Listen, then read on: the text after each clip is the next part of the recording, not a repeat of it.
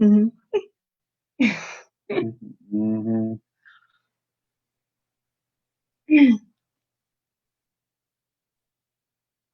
Be a good day. Mm-hmm.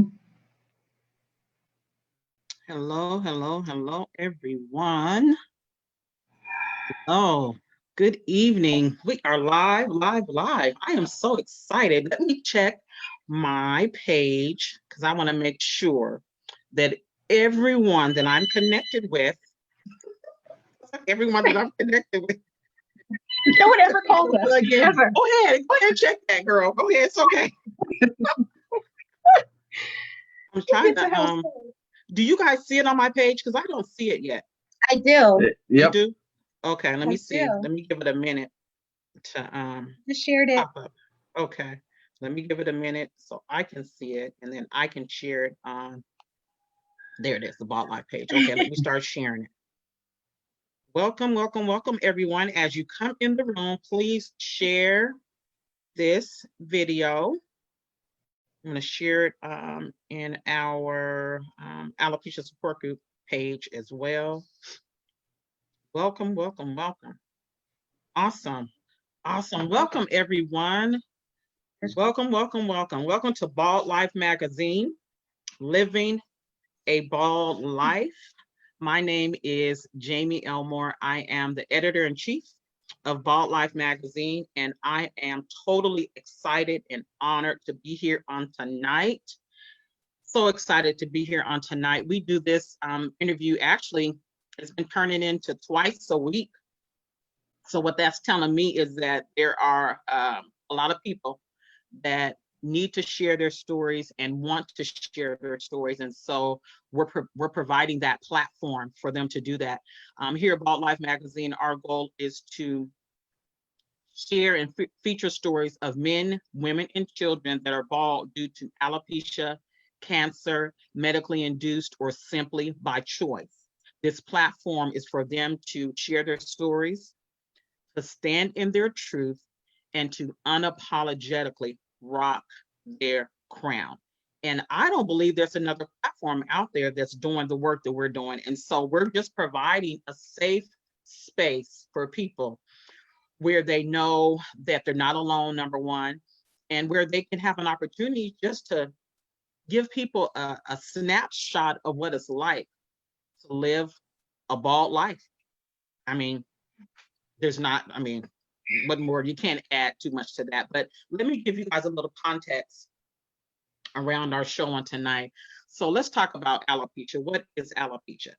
Alopecia is a autoimmune disease. It's where your immune system attacks your hair follicle and your hair falls out. Basically, our body doesn't recognize our hair. Our hair is like a foreign invader, so it falls out. Okay, it's not contagious. So you can't stand next to one of us or sit next to somebody who has alopecia and catch anything. Okay, so you're safe. Number one. Number two, there are 6.8 million people in the US, 147 million people worldwide that have this disease. And I believe that there's more than that because a lot of people suffer with alopecia in silence. And so, what makes the Bald Life magazine so awesome is that people are going to pick up the magazine, people are going to go to our YouTube channel, people are going to jump on our Facebook page, Instagram account, and realize that they are not alone. They're not alone. So I'm going to encourage you guys one more time to go ahead and invite some friends to our interview and our conversation tonight because we are about to have some fun and we're about to be we're about to be transparent and we're about to tell it all. So I just want to say before I get started, I want to welcome Justin and Dakita to our show tonight. How are you all? So good. Good. So Thank you. good. Thank you for having us. Oh, it's just an honor and it's long overdue, but like we said, that it's the perfect timing. Now Yes. is the time for us to connect. And we have so much to talk about, so much to Yeah. so much to unpack. But I want to kind of start from the beginning and then lead up to the hair loss and where we are today and all the above. So before we get started, tell us how you guys met. I mean, how long ago did you guys meet and kind of how you met? Let's start there. That's the good part. Because we starting off, this is going to be something. Okay. So we met at Walmart. Okay. Okay, I Walmart. ran him over. Knocked me down. With my feet, not my car. I was running up and down an aisle to grab some things I had to shoot that day. And he was he was crouched down looking for something, I don't know, but he was in my way. And and I knocked him over. And I don't know how that turned into what's your phone number, but it did. And bless his heart, he was trying from the first day.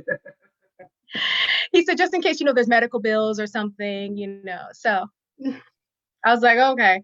So then that's how it happened, honestly. Wow. She says it was an accident. I think it was on purpose, though. Okay. I say you were in my way, but okay. I love it. I absolutely love it. Okay, so you guys met in Walmart. You knocked him over. And now I know it sounds crazy, but it happened. Wow. And so how long did you guys date before you guys got married? About 2.5 seconds. A New York minute. Wow. As it says. So we started dating December 21st, 2014. We were married April 4th, 2015. Yep. Wow. So you guys knew. Yep. That's awesome. Because, we met and then we didn't see each other again for a while. And then because I was a workaholic and he had very regimented hours and I did not live that way. And so I was all over the place. And so when we met and then it was radio silence again. And then all we had was conversation. All we had was friendship and talking because we never saw each other. And then when he didn't see me on a consistent basis until we actually started dating because I just never left. I just kind of moved in. Wow. I love it. Yeah. I love it.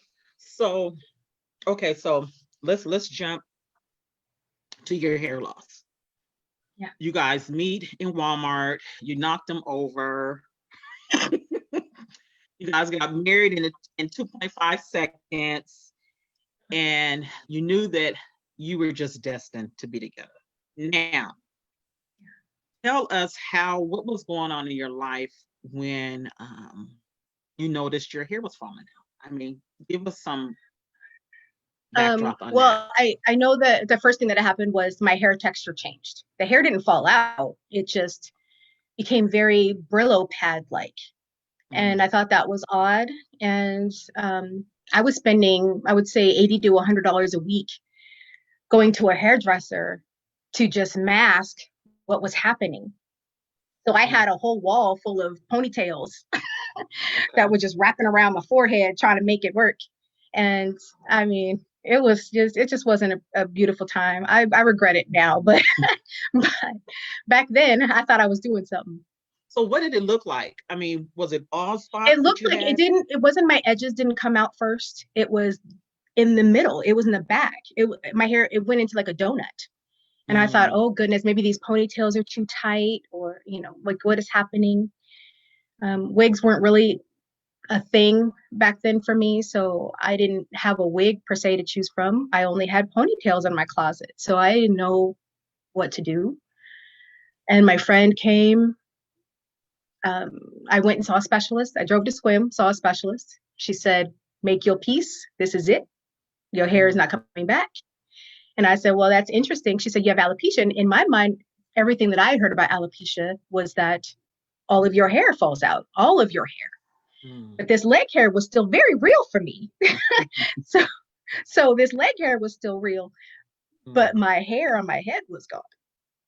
Wow. And my eyebrows were very thin. So I just ended up shaving off my eyebrows. My friend came and she sat with me for 3 hours and shaved my head for me and just let me cry it out and let me mourn the loss of my hair because I felt like I was losing my womanhood with the hair. My crown was defining to me. Yes. And it was gone now. So you felt what I felt. You felt like your femininity had been snatched, Hmm. had been stolen. Um, Yes. so I Just get that. decimated. I was decimated. I was an adult. I didn't Mhm. have I didn't have time to warm up to the idea that I was losing my hair. I just lost it. And that's kind of how it's been for me. Everything just kind of happens to me. I just kind of get hit with things. Mm. And that's just kind of what happened with the hair. I had no time to embrace hair loss. It was just, this is it, ma'am. Get a hat. Wow. Wow. Okay, so that's deep. Okay, so let me bring Justin in this picture real quick. So you guys got married. You're going to the doctors, like you said, once a week. I mean, not the doctors, getting your hair done. Now, for those who may not know, Justin is not African American. He's not light skinned, right? My Not light skinned. alabaster angel. See my Okay, he's our alabaster alabaster angel? angel. Okay. Oh, good God. Okay, for those who don't know, but I'm going somewhere with this. So in the midst of your wife going to get her hair done all the time and things that was going on, Justin, did you even understand how important a Black woman's hair is to her? Did you even talk about that, think about that, or what was going on in your mind? Well, she had lost her hair before we started dating. So Okay. that was Long before. long before, but she had shown me when we started talking, she had sent me a picture, and it was a picture of her with her bald head, and she was very upfront about it. And so I was like, okay. I mean, it didn't bother me. I saw other pictures with different wigs and how she would dress herself up, and to me it was just what it was. I mean, I didn't have an issue with it. I'm bald, so why would I have an issue with it? Wow. Okay. That's good. That's good. So so then again, um, like I was saying, as far as Black women, our hair is like everything. You know what I'm saying? It's part of our culture. It sounds like you just rolled with it. You just rolled with the punches. That wasn't even, you didn't care. You No. didn't even care. That's good. That's good. Now, He thought it was crazy that every time he saw me, I had different. I mean, I was a potato head to him. I looked different every time he saw me. mhm, I had different wigs for every occasion. I think the wig kind of determines the outfit, really. And everything's, when you're bald, when you're bald, everything's an accessory. So yes. I have accessories, and I can look however I want to. And that's why I Mhm. became a makeup artist, because it allowed me to look however I wanted to. I can be whoever I want to be that day. Wow. And it was also a defense mechanism too. I was protecting myself. Mm, okay. Now, what do you mean by that when you say you're protecting yourself? When I became bald, I was with someone who, today, if you ask me, I can't even be entirely sure they liked me, let alone loved me, but wasn't supportive. Okay. So I was always trying to figure out how to hide the fact that I was bald. Mm, I didn't feel like I was ashamed of it, but he was.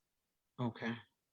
So I think it was, and I didn't know any better at that time. I was, trauma. Mhm. When you're damaged, you do everything for other people. So Mhm. I didn't know any better. And then the first time I went out without anything on my head was because of my child. Mm, She said, "Mama, you're beautiful." And I shut up after that because nothing else matters. wow. That's deep. So And yeah, I started telling everybody I was bald. what kind of questions did they ask you? Did they ask you why? Oh yeah. It was always people. Well, actually, I take that back. No, most people didn't really ask questions. They just assumed it was cancer. Mm, okay. And there's having to sit people down and say, not to take anything away from, the cancer patients, but Mm, not just because you're bald doesn't mean it's cancer. There's a multitude of reasons to be bald.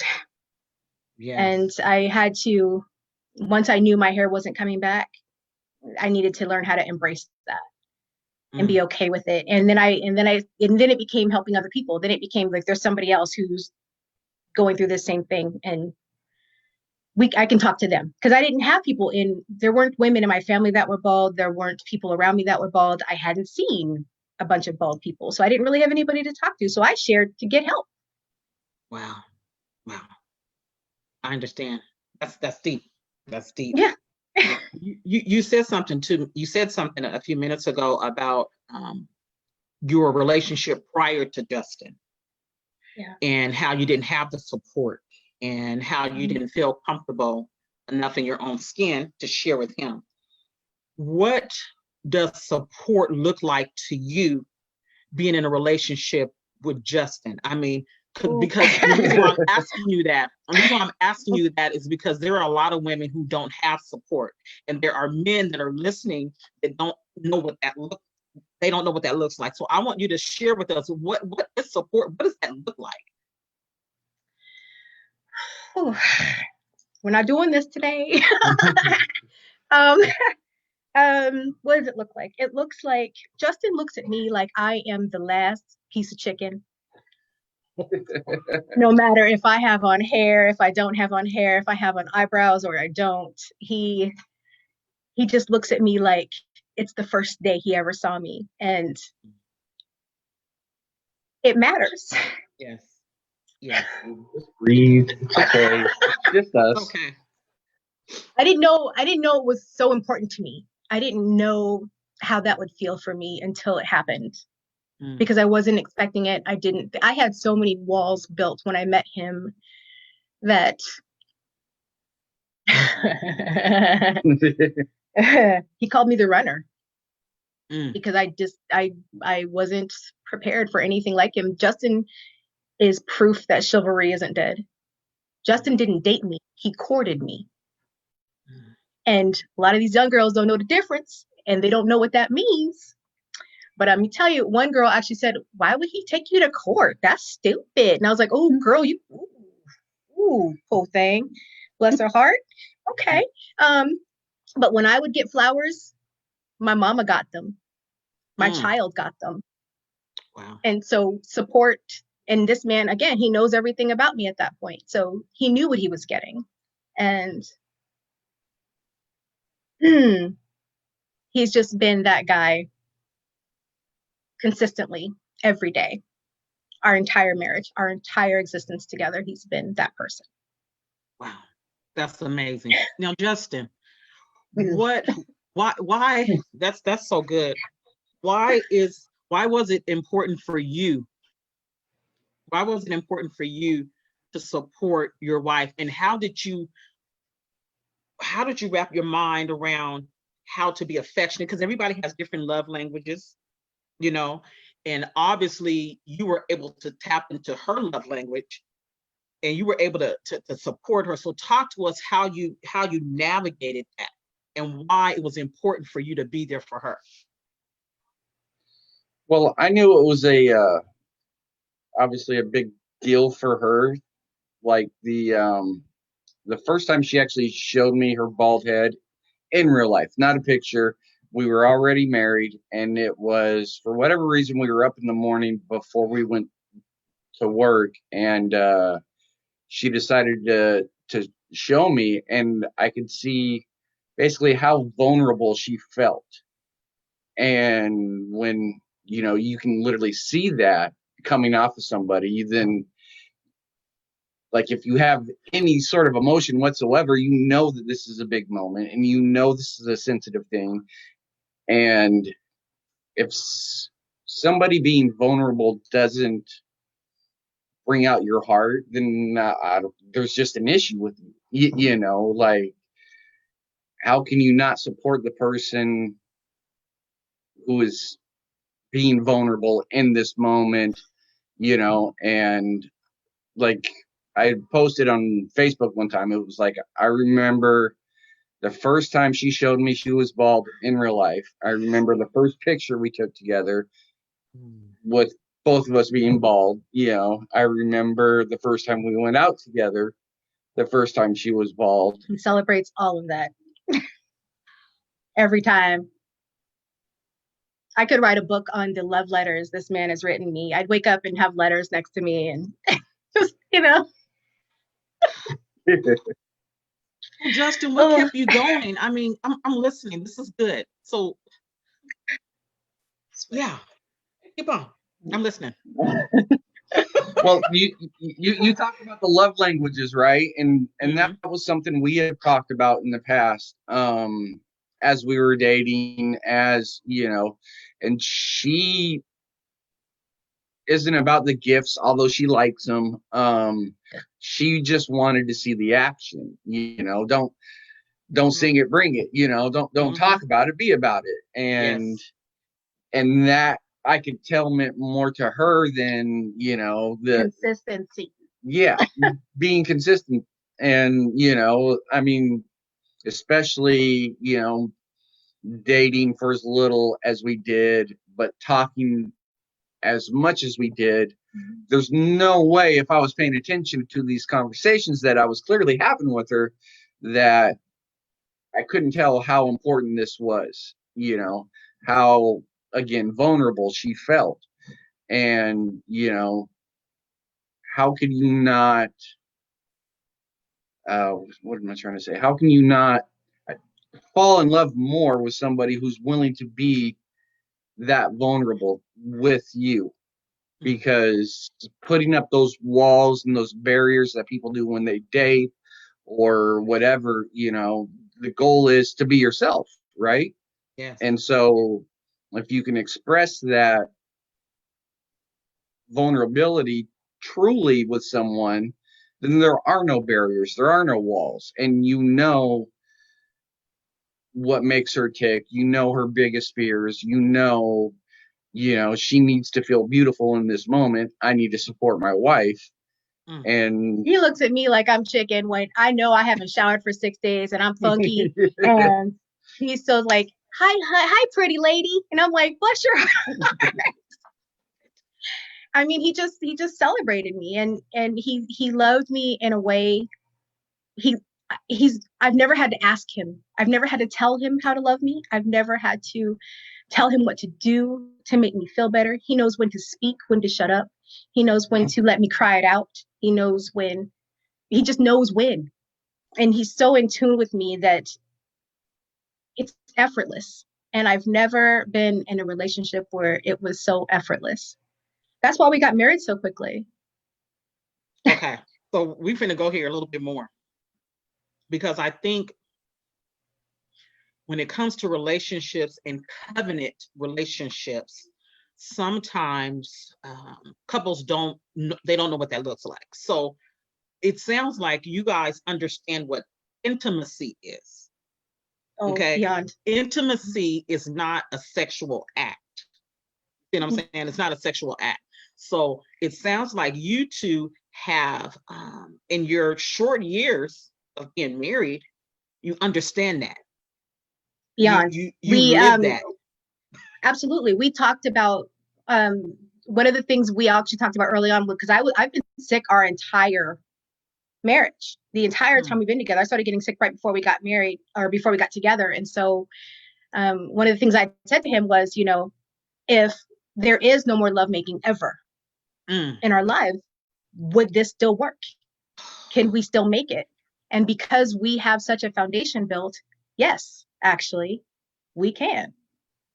And I don't worry about him leaving me, and he doesn't worry about me leaving him. Where are we going to go? Who's better than what we have with each other? So, oh, girl, you didn't. So, Justin, that's good because I hear a lot of stories, and I know friends who've had been in relationships, and the wife was sick or what have you. They weren't able to be intimate sexually and things like that. How have you wrapped that around, got that in your mind as far as saying, okay, if my wife, because she said that she's been sick since before you guys got married. What do you do? How do you process the possibility, not saying it would happen, that you might not be able to be intimate sexually with her? How do you process that as a man? Now, I get women, because we're like, we can date somebody for years and think about no sex, but for a man, because that's the way God designed them, that's a need for them. That's part of their DNA. But women, it's affection, but man, that's part of their DNA. So how do you process what she just said. It would be important to take what I said to you about that. About it was a conversation. It's always a conversation. It's always letting him know that this is not about him. It's about my body, what my body's going through, and how my body's feeling. This has nothing to do with him. This is not about me not wanting him or wanting to be with him or any of that. I love him more than the sun, moon, and the stars. It was my body shutting down. And I needed him to know that it's not connected to how I feel about him on an intimate level, so that he didn't feel inadequate in any way. But see, that's it. I want to know, Justin, how do you process that as a man? I get what you're saying, Tita, but how do you process that as a man? Because there are men out here that are walking and living that right now. What could you say to them to help them? It again, like she said, it was a conversation that we had, and be it sexual intimacy or taking care of her in a physical health way or whatever, it goes back to a conversation and communication and the understanding that it's not personal, and then also realizing that, like, I think every man's fear is not being able to perform, so to speak. And so a lack of intimacy is almost projected as it's going to be the man's fault. But in our situation, it was different. And the conversations that we have had to have are the conversations we need to have, because it's not just about her on her good days and her more challenging days, but it's also about me and my feelings on the good days and the more challenging days as well. And it took time, but the conversations you have to have just get deeper and deeper on that level. And almost like in the beginning, she was like pulling teeth out of me. You know what I mean? Like, I'm the man, I'm quiet. Not that I'm not willing to talk, but it's like looking at it like I just need to man up. But it's bigger than that. It's realizing that it's okay to admit that I have days that are more challenging for me. And I don't like to say bad days, although it's just a matter of wording. But to me, it's important. It's like I go to work to get paid. My marriage is worth effort, but it's not work to me. And getting our conversations on that level, it's important. And it was going back to, like, when people start to date, you're doing the courting, all those things that make you fall in love with someone. You need to realize that you have to continue doing that. You need to continue having those conversations. I'm his girlfriend too. Exactly. And you have to let it grow. You have to let the relationship grow, and you have to keep talking about these things. You have to keep talking about, she knows when I've had hard days at work, and she knows those days I need a little more effort from her, be it something around the house or some kind of nurturing or whatever. And I know when she has more challenging days and I need to step up. And that's just, that's part of a relationship. If you're not doing that, it's not about 50-50, it's 100-100. I'm not half-assing anything. That's how connected we are, though. When it comes to my wife, she's worth my effort. If I didn't think she was worth it, then the marriage wouldn't be worth it. And that's not a marriage I want to be a part of. It's like earlier when we were talking before the interview started, we had talked about I had been married before, but she hadn't. And then, talking about the relationships that she had been in. I didn't really want to talk about my marriage, but she kind of forced me to talk about it. I need to know why that first one didn't work. And it makes sense, So, tell the truth, shame the devil. We gonna figure it out. Because I need to know what she did that he didn't like, so I don't do those things. That's You know, as good. much as you don't want to, people say it's taboo to talk about an old relationship and the new one, but no, it's not. It's, you need to know why I'm like this. I became the narcissist that I dated. My nickname was Manthrax when he met me. So I wasn't, what he didn't know was that I was in therapy. I started going to therapy. We were both in therapy at the same time and didn't know right away. Didn't really talk about it. Yeah, we were both in therapy. We were Awesome. doing work. We were doing individual work that prepared us for each other.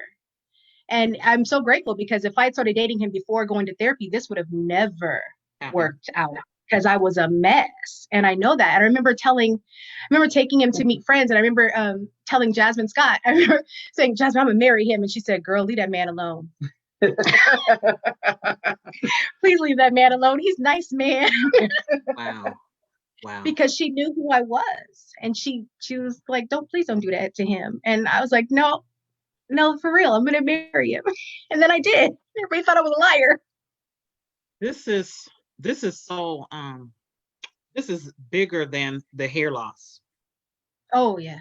And what I mean by that is I talk to people about, I coach the mirror, and people facing what they see in their lives, their own lives, doing all the healing and all that. So it sounds like to me that you guys were doing the work prior to meeting each other. Once you got together and you were still dealing with your hair loss, it made it the transition a little easier for you, because you guys had laid a foundation, number one, of healing. I would say you guys did some internal work, but communication seems to be your foundation.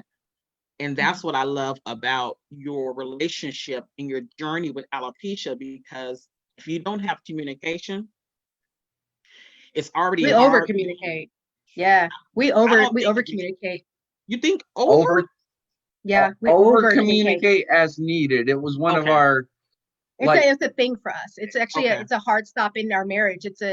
It was what our marriage was built on. Our foundation of friendship was first, because no matter what happens, he's my friend first. He's the first person I ever was with that I was friends with first. I had boyfriends where you just meet him and then you're your boyfriend. He was actually my friend first, so it was different for me. I was avoiding him because he was my friend. I didn't want to hurt my friend. And then when he made it very clear that he was not going to go away, and this was going to be a thing, whether I wanted it to be or not, I had to embrace that. So I just embraced it. So Dakita, so would you say that based upon who Justin is, how he has loved you, how he has supported you, is that the reason why your alopecia journey has not been as hard, because of who he is and how he treats you? Oh, not taking away from your challenges, but no. He definitely makes life easier. I don't have to feel like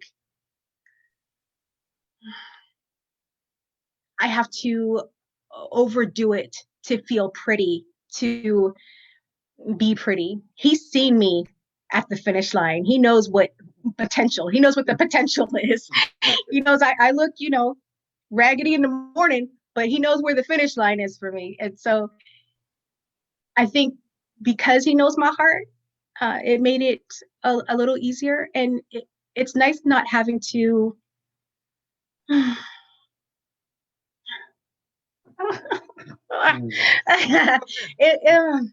it's nice just knowing that he's going to just be there and there are no ulterior motives, and he just loves me because he does. And not because I have hair or don't have hair, or I wore this way today or that way today. None of that matters to him. He could care less about any of that. Most times that he sees me, I'm wearing a dirty robe. House robe life, right? Listen, it's a house robe life over here, and a hair hat. I mean, and a beanie. Yeah, and a beanie, and that's what he sees, and he looks at me like I'm that last piece of chicken still, and that's what I love about. I absolutely, I love that. I love that. If you were speaking to a woman right now that has alopecia, just got diagnosed. She's in a relationship, no support, nobody knows. What tools or words of encouragement would you give her? I would say, sis, get out of that. Mm. Love yourself more than you love anybody else on the planet, because I saw what I gave 100% out and got maybe 20 back, and no one should feel like that. It's just hair, and if he can't love you beyond that, he's not who you are. That person is not meant for you. Because I didn't have someone telling me that. I didn't have that person in my ear telling me, stop trying to make this work for him. This isn't about him. This isn't about other people. This is about you. It's not their head being shaved, it's yours. It's not them walking around bald, it's you. So I had a little come to Jesus about that situation. And that's why, when that relationship ended, I did not cry about that. It was like, bye. Like, it was meant for that. Everything happens when it's supposed to, and when he left, I was like, thank you, Jesus. Thank you. I was almost elated. It was very odd. And as much of my life as I'd given to that person, it was very odd that I was so happy that they were gone. It was because I didn't have to fight anymore. I didn't have to fight to please them anymore. I could worry about me now. And that was telling. Wow. So I want to put some more context, because we were having a conversation earlier and we were talking about the different types of alopecia. Yes. There's alopecia areata, where you just have the bald spots. Some men lose, their hair, bald spots in their beards, eyebrows and things like that. Then we have alopecia totalis, where you basically lose the hair on your head. And then alopecia universalis, where you lose all your hair on your body. I'm more on the alopecia universalis, and I started out with areata, but mine gradually started shifting. So I lost my eyebrows, my nose hairs, and things like that. But you were telling me earlier about the type of alopecia you had, or I don't even know if it was alopecia, but I have alopecia with a twist. When you Yes, alopecia with a twist. Talk to us and tell us about that twist. And then I want you to tie in the story about Justin and how he was comforting you, but he didn't know what was really going on. So tell us about that whole little shift. Come on. Okay, so I have alopecia areata with folliculitis. So I have patches in my head that fell out. I have chunks of hair that came out, and those areas have now smoothed over. So the follicles have died completely. So there's areas where it still grows. However, when it grows in, it feels like the follicles are on fire and it's painful. And so for about 4 years into our marriage, the way he would comfort me would be to rub my head. And finally, after 4 years, I said to him, can you not do that? Because it hurts bad. 4 years. And he was actually angry. He was like, why would you not tell me? Because why would I not take his affection? Like, he's showing me his affection. That's how he wants to show me his affection. Why would I tell him no? So I dealt with that. And so now we've just discovered new ways for him to show me his affection so that it doesn't feel like he's scraping my skin off. So literally your scalp would feel like it was on fire. Mm-hmm. Yeah. It would feel like an open wound with bleach being poured in it. Honestly, if I let my hair, the hair that actually grows, if I let it grow too long, like if I don't shave my head every other day, if I wait a week to shave my head, it feels like my skin is being ripped off my head. So it sounds like once your hair tries to break through the follicle, and grow, that's where it's like a tension, like that hair is trying to break through, but once it breaks through, it's just painful. I can't imagine. Yeah, it's like a space shuttle coming back into the Earth's atmosphere. It's like that fire that you see. That's what it feels like. It's painful, and it's hard to explain that level of pain, but it's intense. I bet. To say the least. Yeah. I bet. Thank you for sharing that. Justin, what would you say to a man who has a wife or a girlfriend or even a daughter that has alopecia? What words of encouragement, support would you give to them? Well, it's tough. I mean, you just have to be supportive. You just have to let them know that you love them all the same. So much of everything is defined with, like, beauty is defined by images, but it's not defined by one thing. Like, my favorite thing about Kita is how giving she is. It really is her heart and how genuine she is. As attracted to her as I am, if she was ugly on the inside, that it's not gonna be. And so I would focus on the inside and let that inner beauty, if you would, come through, and understand that it's okay to be vulnerable, and it's okay to let those walls down, and it's okay to be and be you for that other person, be it a daughter or a wife, a girlfriend. I get to be me without having to apologize for it. Unapologetically me, right? I mean, you Have to go shouldn't on a have to be. t-shirt. I'll do it. Don't dare me. Unapologetically me. I am unapologetically. This is it. He knew what he was getting. There were no surprises. He knew being with me, he'd have to volunteer. I volunteer. I love it. Mm. I'm a volunteer. I feed the homeless for my birthday. It's serious for me. And he knew he's probably got more volunteer hours than somebody on work release. Like he's got hours in because it's required. And I love that.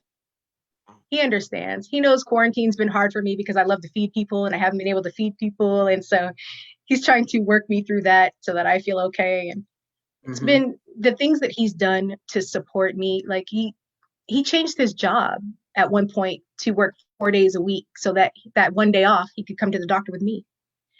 He saw me struggling doing, jobs when I was a makeup artist, and he became my assistant. Oh, dang it. That's Like okay. he would carry my kit for me, and there's a picture of him. I was doing makeup in a parking lot and it had gotten dark, and he was standing behind me with his phone light.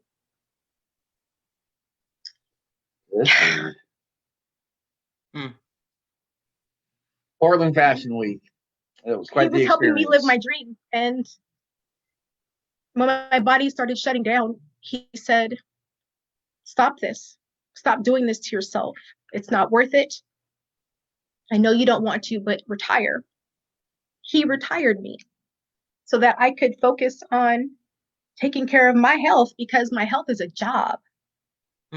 I spend more hours doing research on how to feel better for a day than I see people complaining about wearing masks right now, and I'm laughing like, if a mask is your kryptonite, you could not be me for a day.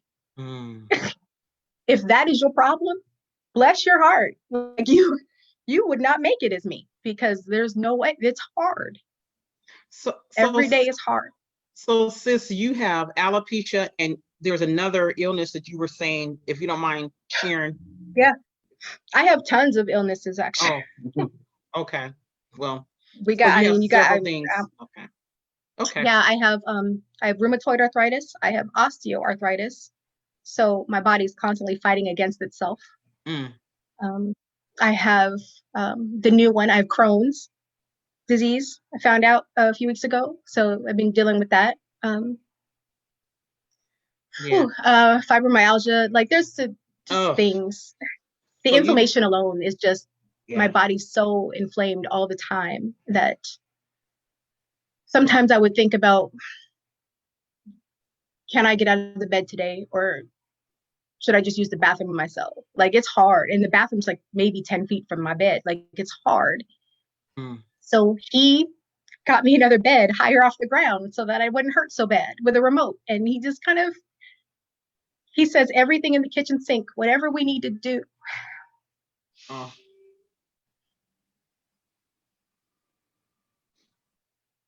I'm sorry, honey.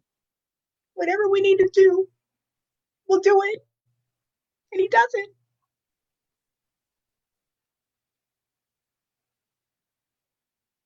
I'm not trying to ugly cry. You see, when I just say don't do this? You trying to get me? Like, And I say don't let me snot on the TV? Okay.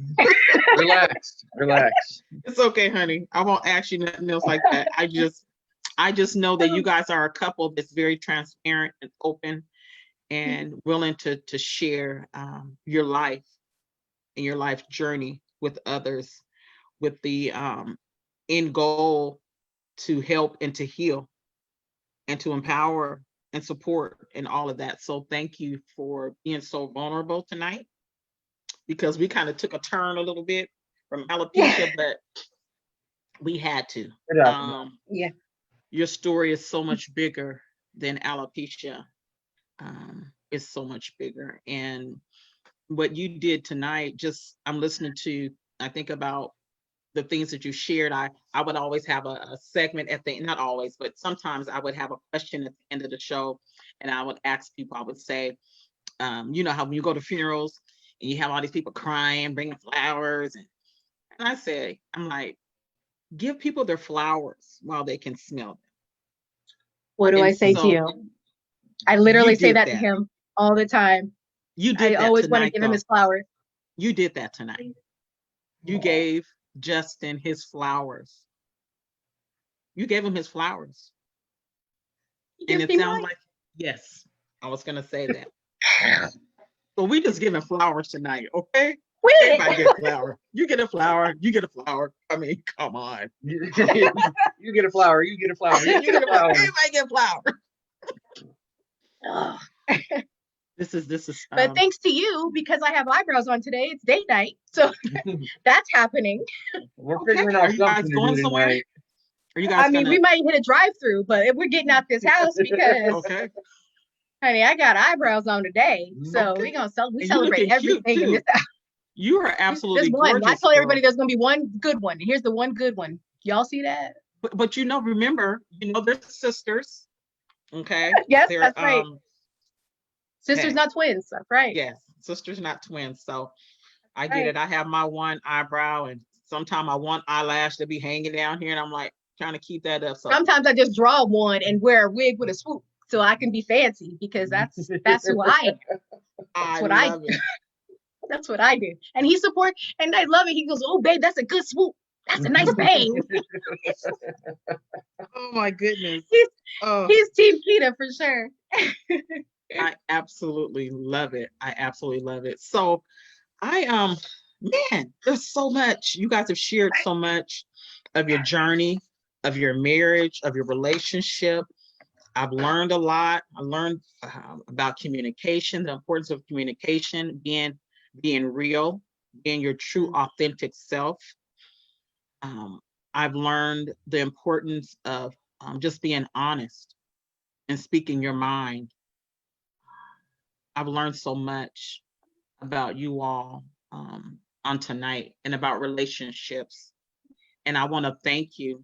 And if I could count how many times Justin kissed you on your head, girl, I just absolutely love it. I absolutely love it. I do. This is how we sit all the time. We sit on the couch like this together, like, yeah.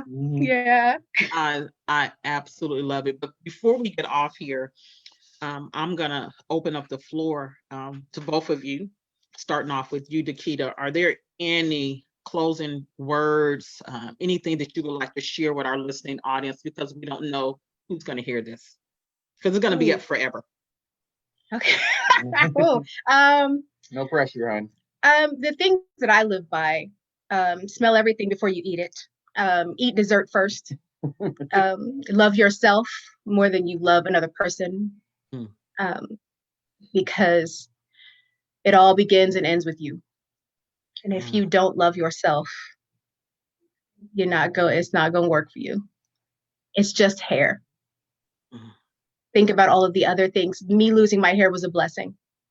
It allowed me to focus on my eyebrows and get my eyebrows together.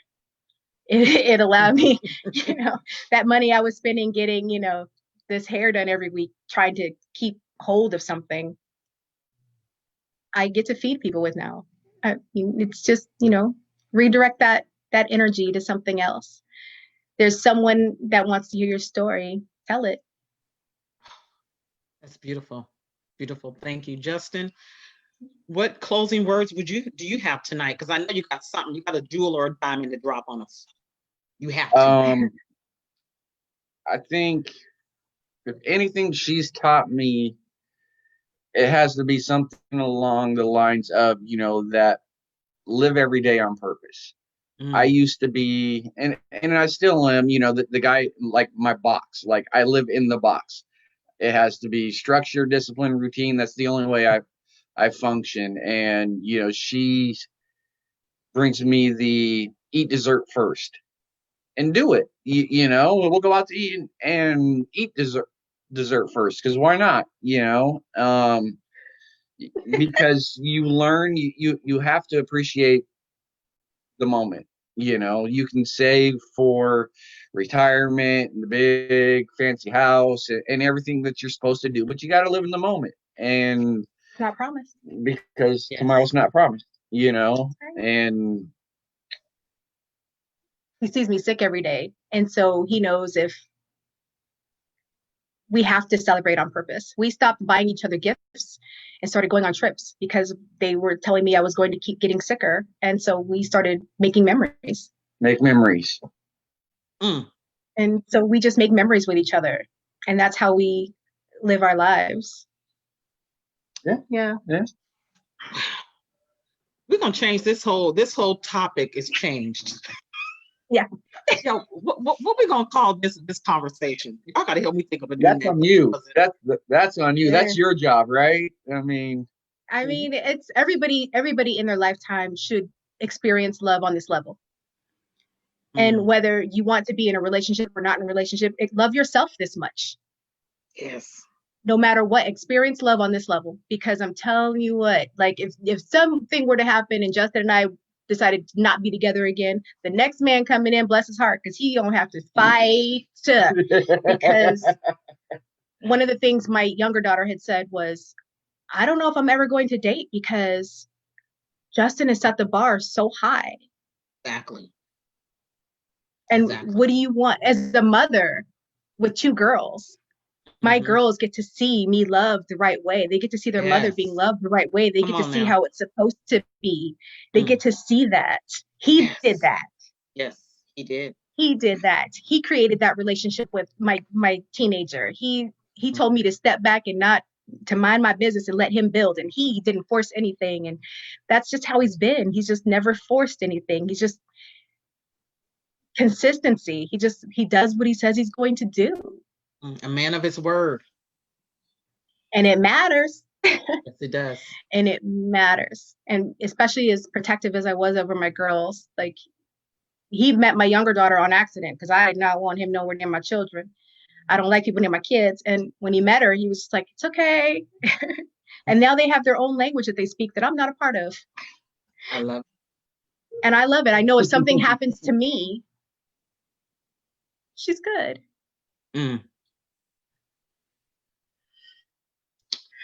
Now, Dakita, you're gonna make my lashes fall off, girl.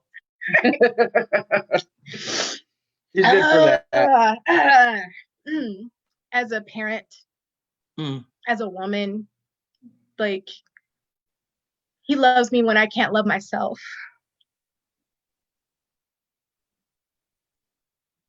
Yes.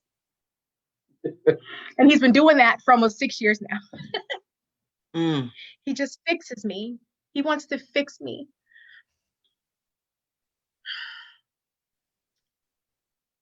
He just loves me through whatever is happening. And I'm grateful. Yeah. So Justin, you're gonna have to do a workshop. You have to do a workshop, and we're gonna have to get all the men in the room, and you have to teach the men how to do this. Lord. Okay. Listen. No pressure, right? No, not at all. You got this. All right. Hands down. All right. You set it up. I'll give a little speech. All right. How about that? That's amazing. This was so good. You know how you have a conversation with somebody and you talk about chicken, right? Eat that piece of chicken Yeah. and it's so good and you just kind of like want to suck on the bone and just suck on it and just keep it in your mouth. That's what tonight was for me. I just want to let it just marinate and just I want to suck on that last chicken bone. And that's what you guys did for me tonight. I know you blessed not only me, but so many other people on so many levels. You spoke from the heart. And this wasn't practiced or rehearsed. Nope. You know, No. we kind of went Nervous we as went you our are. own way. We went Yeah. our own way. And I want to thank you because I know that somebody's going to watch this video. This video so. is going to be up on YouTube forever. And it's going to be on Facebook forever. And I know you're going to bless some people. So thank I hope so. Oh no, you are. They're gonna remember that chicken. Okay. The chicken. Good They're gonna chicken. remember that chicken. Savor the chicken. Yes. They're gonna remember With that that chicken. good, that good skin from the quick pack, the mini mart. Yes. Listen. If you in Seattle, you know about the quick pack chicken. Like, don't. Girl, I gotta go get me some. Yes. Girl. See, doing a free commercial for Walmart and quick pack chicken. Girl, Somebody, you need I to be better an get affiliate. paid. Okay? I'll be waiting for You need my to be an checks. affiliate. Me too. We Get need my to be an checks affiliate. together.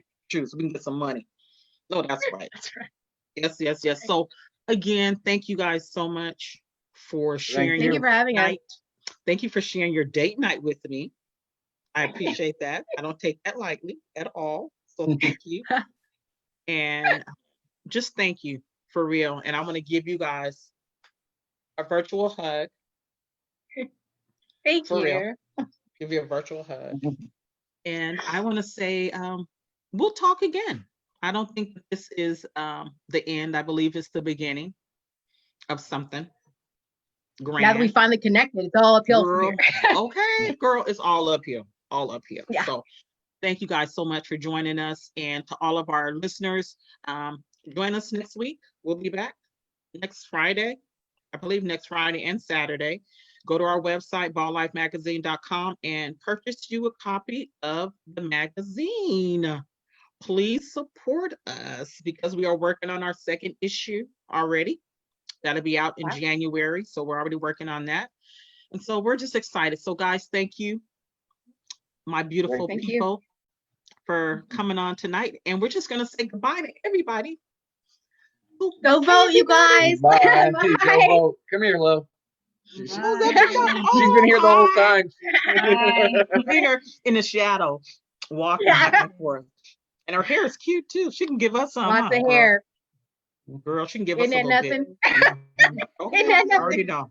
I already know. So you guys have a good night. And I'll see you guys in Facebook land. And I'm sure we'll be talking. Okay?